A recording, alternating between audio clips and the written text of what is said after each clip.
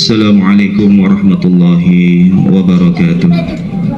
Alhamdulillah, salatu wassalamu ala rasulillah wa ala alihi wa sahbihi wa ala. Amma ba'du. Dalam Quran surah At-Talaq Allah berfirman, dan semoga kita beriman dengan firman ini. Janji Allah kepada orang bertakwa disebutkan di situ, wa may yattaqillaha yaj'al lahu makhraja. Sinten mawon tiange sing bertakwa kepada Allah, janji Allah pertama adalah diberikan jalan keluar bagi seluruh kesulitannya.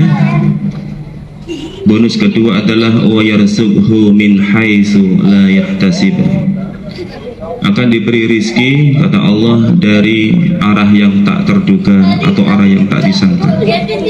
Wasiat Nabi, ittaqillaha haitsuma kunta, bertakwalah kamu dimanapun berada. Tidak hanya di masjid, tapi juga di tempat kerja, di jalan, atau mungkin di tempat lain. Kemudian Nabi juga menegaskan metode bertakwa atau tawakal kepada Allah. Kata Nabi, lau annakum tawakkaltum 'ala Allahi haqqa tawakkuli.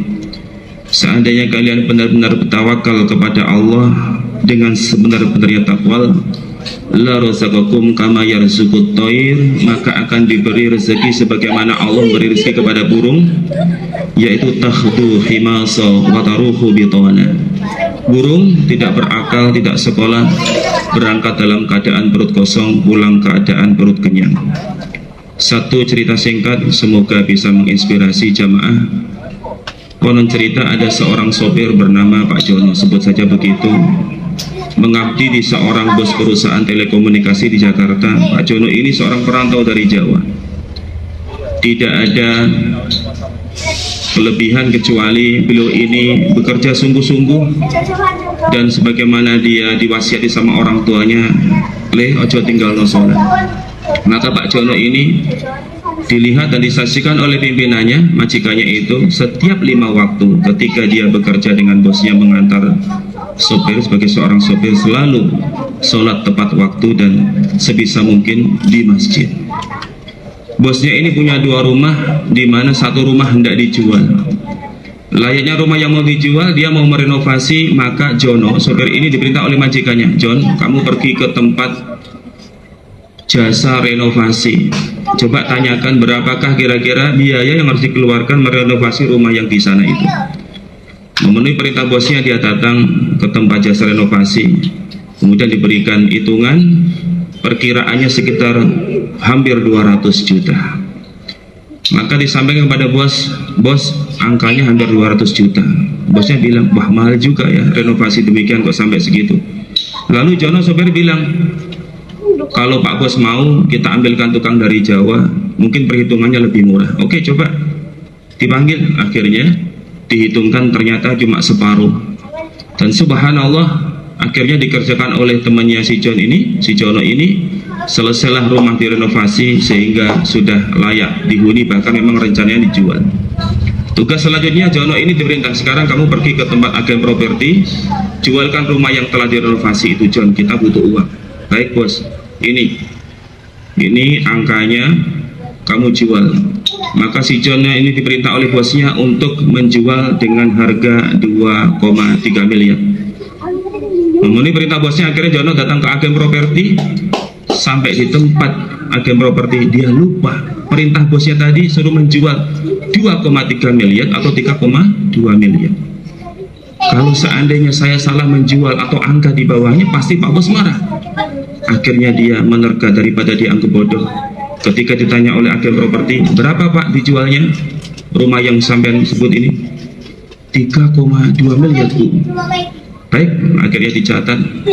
Tidak lama, nggak sampai sehari, telepon bosnya berdering, menanyakan rumah yang dijual, yang dimaksud itu dengan harga 3,2 miliar.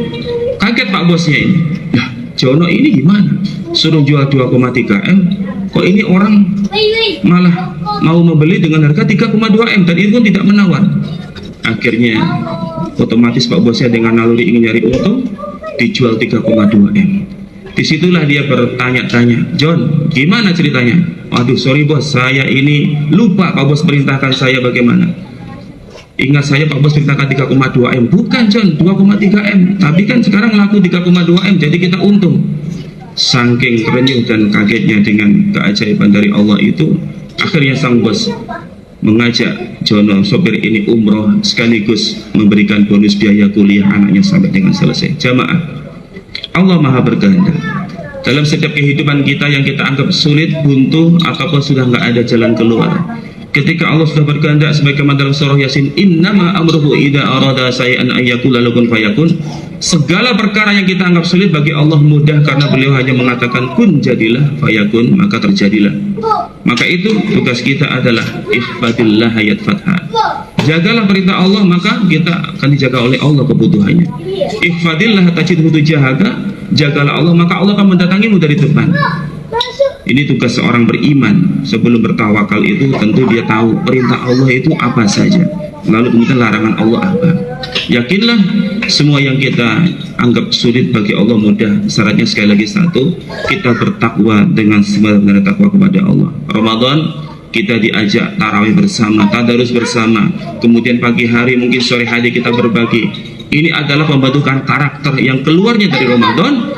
Secara hablum minallah kita ringan sholat, ringan segala hablum minannas, kita suka silaturahim, menolong sesama dan seterusnya. Maka kita akan meraih derajat takwa.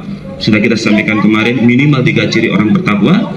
Yunfiquna fi sarra wa dharra, suka bersedekah sekalipun dalam keadaan susah atau sempit. Kedua, dia suka wal kadhiminal ghaib, menahan amarah. Yang ketiga, memaafkan manusia. Berarti hablum minannas. Allah alam bisawab. Muga kula panjenengan ditolong Allah untuk mudah bertakwa, yang jaminannya kita pasti ditolong Allah dari arah yang tak terduga. Assalamualaikum warahmatullahi wabarakatuh.